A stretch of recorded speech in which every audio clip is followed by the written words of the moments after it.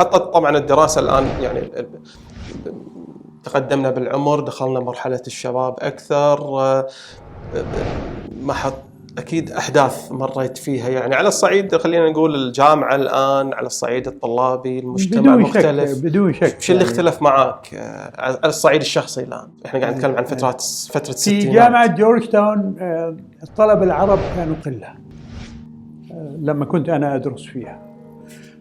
على سبيل المثال كان في طالب سعودي واحد آخر فقط، وبعض الطلبة الذي كانوا يأتوا على بعثات ممولة من منظمات أمريكية، إن كان من فلسطينيين أو من المغرب أو من جهات أخرى. يعني أقدر أقدر لك أنه عدد الطلبة العرب في جورج تاون لما أنا كنت طالب فيها لم يتعدوا 10 أشخاص. مجمل الطلبة العرب. فالعدد أساساً ما كان كبير. مين؟ أساساً ما كان كبير العدد 10؟ أبداً مو كبير أبداً. بس كان فيه يعني بداية لنخبة من المدرسين العرب اللي كانت الجامعة استقطبتهم لكي يدرسوا اللغة العربية من جهة، أو مواد عن الدين الإسلامي أو غيرها. ففي تلك السنة اللي هي أول سنة لي في جامعة جورج تاون،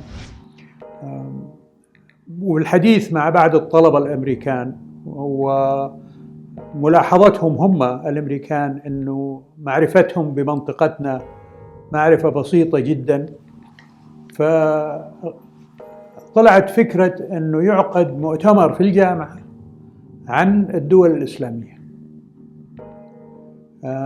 فبدأنا نرتب لها الفكرة. منو صاحبها؟ كان الطلبة الأمريكان نفسهم ولا؟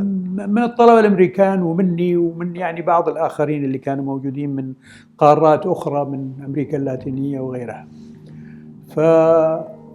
فبدأنا نرتب لهذا المؤتمر، وعلى أساس أنه في السفارات الدول الإسلامية اللي في المنطقة اللي حنتصل بها عشان توفر لنا مادة، وربما توفر لنا أحد يتحدث في هذا المؤتمر. وبدأنا الاتصال بالسفارات، وحينها بدأت يعني تظهر بعض البوادر أو العلامات عن التمددات الحزبية والسياسية في السفارات العربية نفسها في واشنطن. وعلى سبيل المثال أعطيك مثال. إحدى السفارات اللي اتصلنا بها طبعا كانت سفارة مملكة ليبيا، لأنه في حينها كانت ليبيا لا تزال مملكة.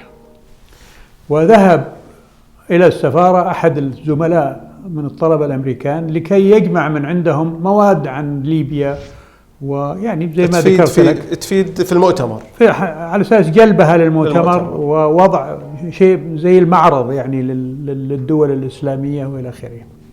الموظف اللي في السفارة الليبية لما أعطى المواد هذه للطالب هذا قال له ترى يعني هذه يمكن من آخر المواد اللي حنزودها لكم كملكية. نفس الموظف. طبعا نعرف أنه بعدها ب4 سنين أو 5 سنين قامت الثورة في ليبيا. من البعثات اللي اتصلنا بها في ذلك الحين كانت أعتقد على ما أذكر بعثة الجامعة العربية في واشنطن، وكان فيها بعض الموظفين الفلسطينيين في البعثة هذه.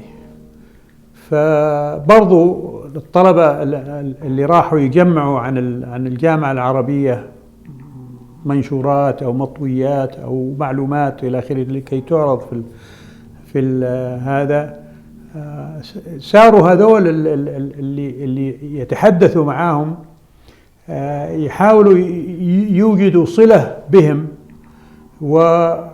وليفيدوهم في أشياء لم نفقهها في حينها. بس اكتشفنا بعد كذا أنه هذول اللي كانوا يتحدثوا معاهم كان لهم توجهات إما بعثية ولا ناصرية ولا غيرها من التمددات في العالم العربي نفسه. ناهيك عن أنه كان طبعا في خلاف قائم في تلك السنة عام 84 هجري 64 ميلادي مع مصر، يعني فالسفارة المصرية لم تعيرنا أي اهتمام مطلقا. أصلا تواصلتوا معها السفارة المصرية؟ الله بس من يوم عرفوا أنه فلان اللي هو أنا يعني موجود. المشكلة كانت أن على المملكة العربية، على المملكة، بس طبعا اللي كان الوسيط لأن أنت كنت موجود، فبالتالي هم كانوا موقف، فلم يأتي منهم أي دعم أو إلى آخره أو تفاعل أو نعم. في النهاية يعني عقد المؤتمر أنت تواصلت مع أي سفارة أو أي بعثة؟ لا، كان الأمريكان هم اللي يقومون بالدور هذا. أي نعم. أنا طبعا وفرت ما يمكن توفيره من السفارة السعودية. يعني مطويات والى آخره. وعقد المؤتمر وواحد أستاذ سوري لم يكن مسلم في ذلك الحين، هو اللي ألقى الكلمة الرئيسية في المؤتمر عن الدول الإسلامية، عن العالم الإسلامي. بعد ذلك أسلم، يعني هو على ما يقولوا يعني حسن إسلامه. يمكن كنا سادات الطريق إنه يصير مسلم، وإن شاء الله كسبنا أجر فيها. مرة ثانية، هي المحطة هذه محطة الدراسة الجامعية في جورج تاون في واشنطن. ملامح شخصية الأمير تركي الفيصل، خلينا نقول السياسية، متى بديت تهتم أكثر في الأمور السياسية، متابعتك للشأن السياسي، ولا في تلك الفترة أكثر كنت خلينا نقول منشغل أكثر في العمل في الدراسة الجامعية؟ والله شوف، يعني طبعا في بيت فيصل بن عبد العزيز كانت كل الأمور اللي تتعلق بالسياسة والى آخره أمر يومي ومتداول بصفة يعني عادية، على طاولة الغداء أو العشاء أو السمر في المساء. أحداث العالم كانت يعني في متناول النقاش من صغرنا، يعني من قبل المرحوم الملك فيصل والوالدة ومن يزورهم من ضيوف، إما من العائلة ولا من خارج العائلة أو حتى من أجانب يأتوا إلى آخره. فالاهتمام بما يدور في العالم كان شيء طبيعي بالنسبة لنا كأبناء وبنات الملك فيصل في فترة حياته، لأنه هو كان طبعا يعني حريص أنه يسمع الأخبار، فدائما بجانبه على أي كرسي يجلس عليه في البيت راديو، وعلى ما يسموه في ذلك الحين، يمكن الشباب الحين ما يعرفوا شو راديو ترانزستور، اللي هو ببطارية مش بالكهرباء. فكان دائما يسمع الأخبار، نشرات الأخبار، وعلى حسب أطوار معينة في حياته. يعني كانت مصادر الأخبار إما محطة القاهرة في ذلك الحين، اللي هي كانت أكبر محطة إذاعية عربية في ذلك الحين، أو محطة الBBC بالعربي، أو محطة صوت أمريكا بالعربي، أو حتى محطة إسرائيل بالعربي. فكان توقيت الأخبار بالنسبة له مهم، يعني الساعة 7 مساء هذا وقت نشرة الأخبار، فكان يتابع الأمور هذه. وإحنا طبعا إذا كنا جالسين حوالينه ننصت مثل ما هو ينصت عشان ما نزعجه وما نتحدث. كنتوا تناقشونه في بعض القضايا؟ بدون شك، يعني هو كان يحب النقاش، يعني هو ما كان يحب يتكلم كثير لكن يحب يسمع. فأحيانا كان يعني يبدي جملة مثلا اللي جالسين حوالينه ويخليهم هم يتناقشوا حول الموضوع وهو ينصت لما يقولوه. هذا أسلوبه كإنسان، يعني اختار هذا الأسلوب في الحياة. فزي ما قلت لك، يعني احنا كأبناء وبنات للملك فيصل ربينا على الاهتمام بما يدور حوالينا في العالم. راح نتكلم سموك عن المغفور له الملك فيصل أكثر بعد قليل، لكن في مرحلة الشباب وأنت في الولايات المتحدة الآن، مش في المملكة العربية السعودية، فبعيد عن الأوضاع السياسية في العربية بمختلف يعني بتنوعاتها. في أمريكا كيف كنت تتابع الأخبار؟ إذا كان لك أساساً من خلال الصحافة ومن خلال محطات التلفزيون الأمريكية. بس كنت حريص أنك تتابعها؟ طبعا يعني كان وقتها طبعا الصحف اليومية اللي تصدر في أمريكا أهمها كانت صحيفتين أو 3 صحف في وقتي أنا، اللي هي النيويورك تايمز والهيرالد تريبيون والواشنطن بوست.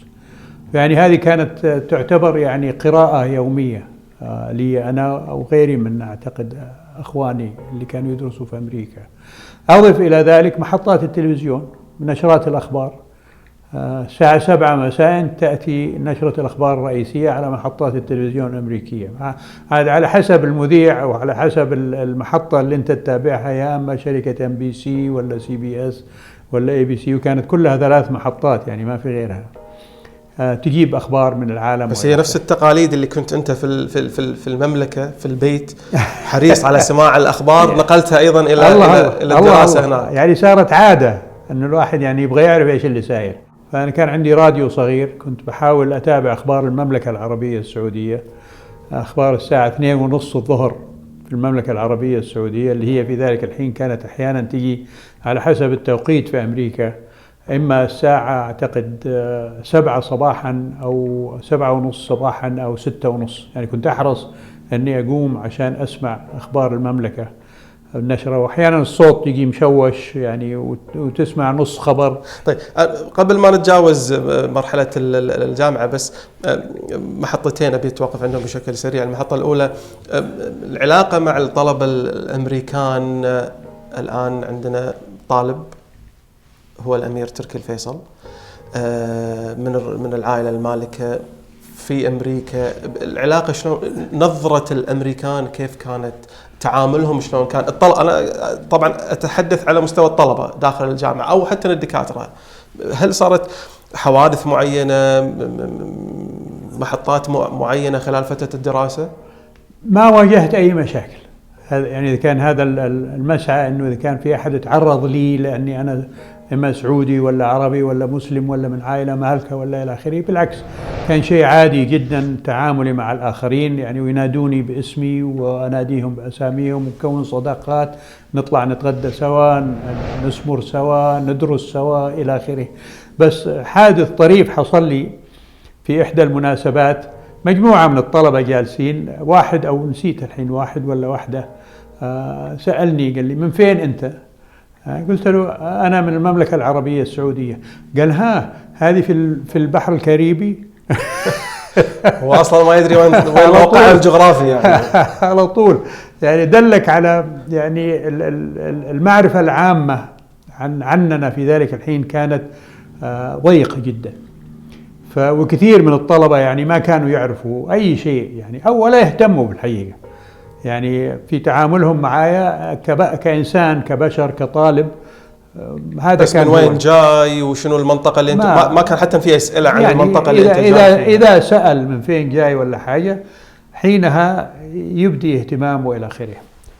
فهذا يعني مثال للمعرفة العامة اللي كانت عننا. طيب أنت خلال فترة دراستك أيضا في الجامعة صارت لك فرصة يمكن كانت من باب الصدفة وعملت هناك مدة أسبوع واحد. شنو كان داعي العمل هذا؟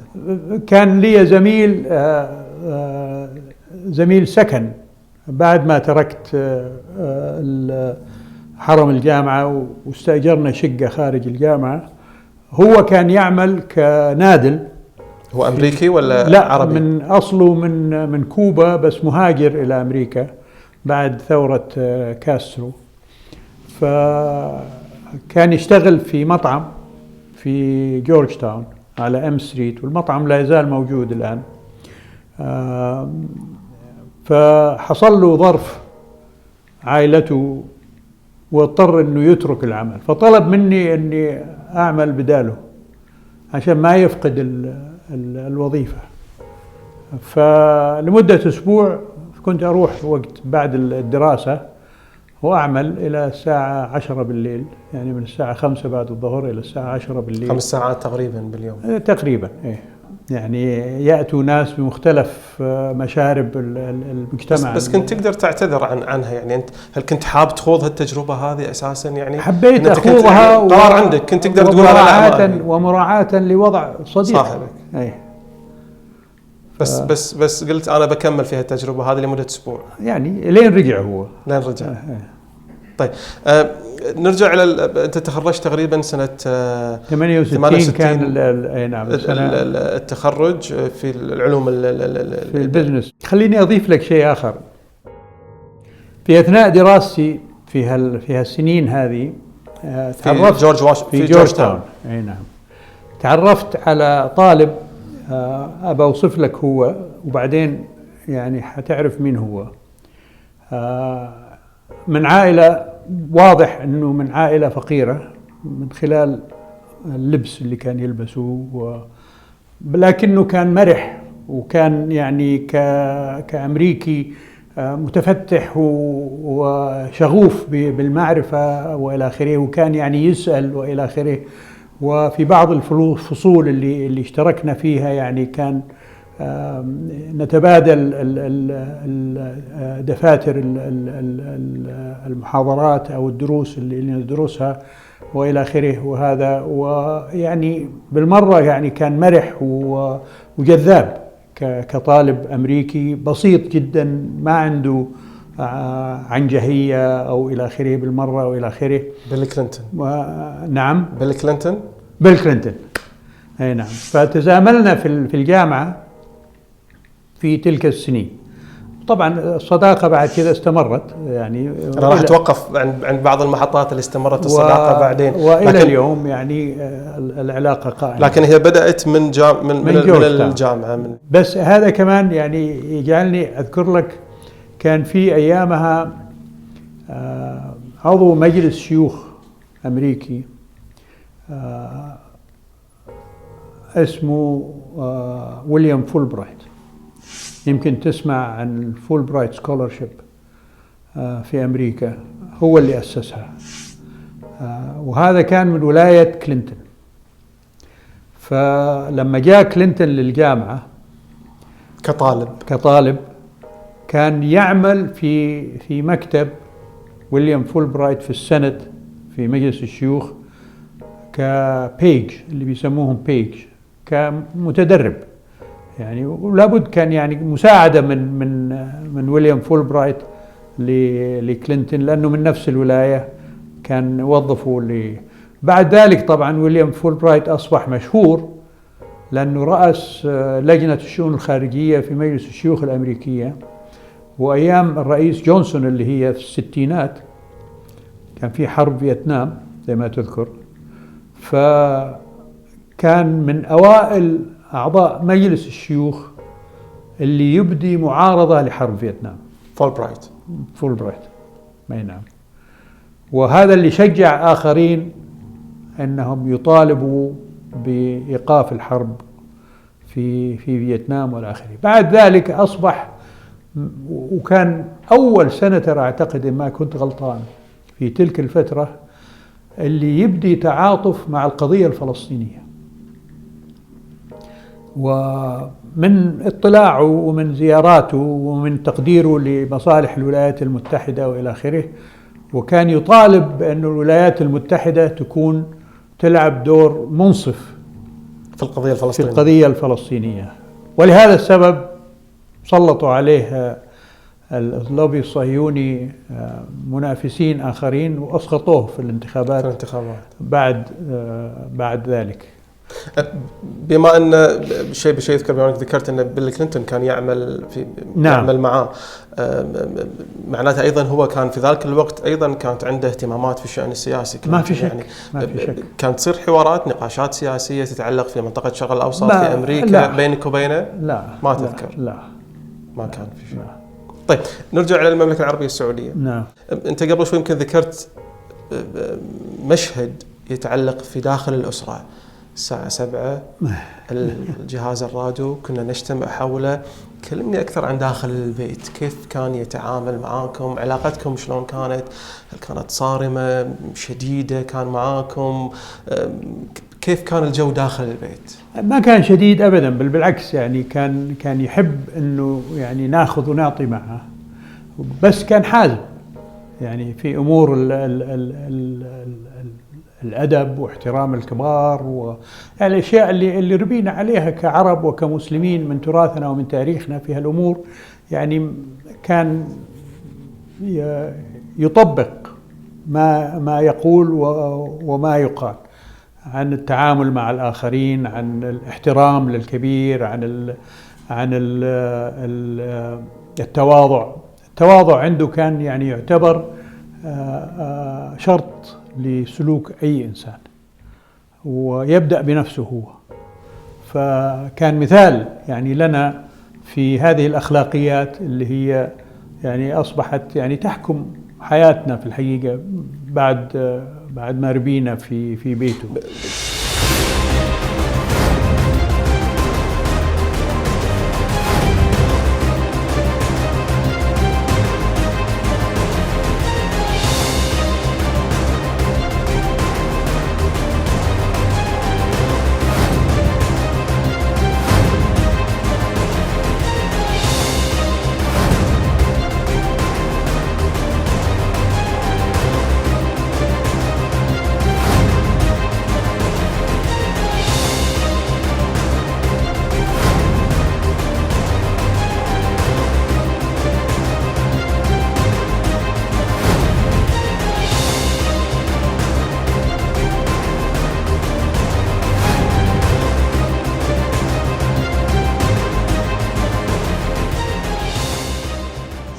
بحكم انشغالاته الكثيرة في النهاية ملك كان ودولة بحجم المملكة العربية السعودية، لكن يعني هل كان في جلسات يحرص عليها يعني تجتمع الأسرة كلها يعني وهو يكون حريص يكون موجود، ولا كان؟ خليني أقول لك برنامجه اليومي إيش كان.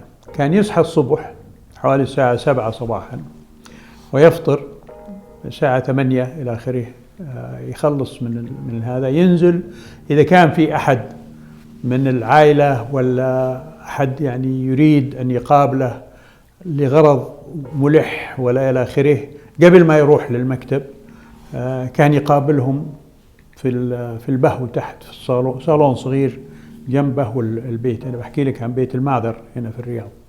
البيوت الأخرى كان في هندسة مختلفة ومحل مقابلة وإلى آخره. ثم يتوجه إلى المكتب في الصباح، يبقى إلين الساعة 1 تقريبا بعد صلاة الظهر، ثم يعود للقصر لتناول الغداء عام مع كل من يريد أن يتناول الغداء معه، موظفين، مفتوح، الأسرة، مواطنين، أي أحد. ثم بعد الغداء يتوجه للبيت مرة ثانية، يطلع لغرفة نومه ويأخذ قيلولة ما تزيد عن نص ساعة. يكون جاء وقت صلاة العصر، يصلي صلاة العصر ثم ينزل للبهو ويشوف إذا كان في أحد برضو يريد أن يقابله لظرف طارئ ولا ضروري، أيضا من الأسرة فقط. من الأسرة وغير الأسرة، يعني خارج أجندة المواعيد حقته الرسمية،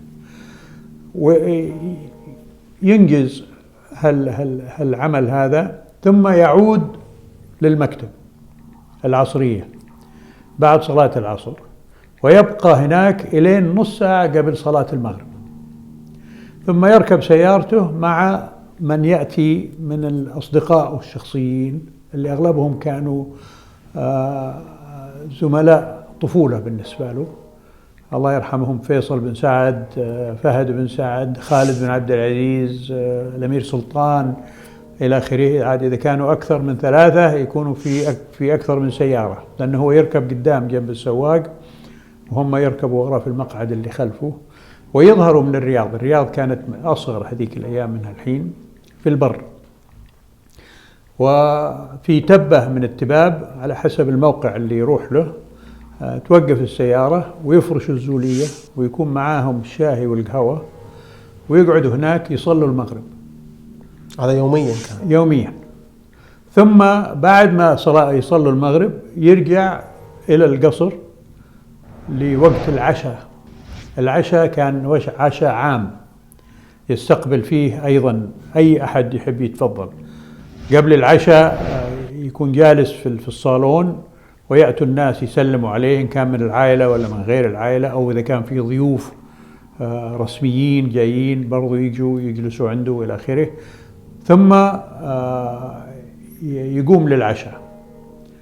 لما يتعشى يكون جاء وقت صلاة العشاء، يخرج من صالون الاستقبال هذا ويتوجه إلى داخل البيت، يصلي صلاة العشاء في البيت، ثم يجلس في صالون داخلي يستقبل فيه نساء العائلة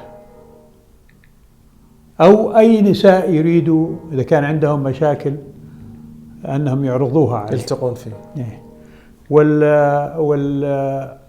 على قول اللبنانيين، الناطور اللي يدخل النساء هذولا كانت أختي الكبيرة في ذلك الحين الله يرحمها، العنود بنت فيصل، هي اللي تستقبل النساء وتدخلهم في الصالون إلين يجي هو، ثم يجلس معاهم إلين يخلصوا.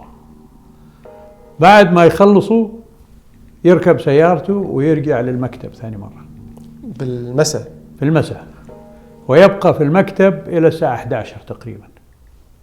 عاد أحيانا يكون في مقابلات رسمية، ضيوف رسميين يأتوا، أو ينجز بعض المعاملات إلى آخره، ثم يعود للبيت من هناك حوالي الساعة 11:30 في المساء. وهذا المجلس العائلي اللي نجتمع كلنا حوالينه 11:30 المساء، من 11:30 إلين الساعة 1 تقريبا.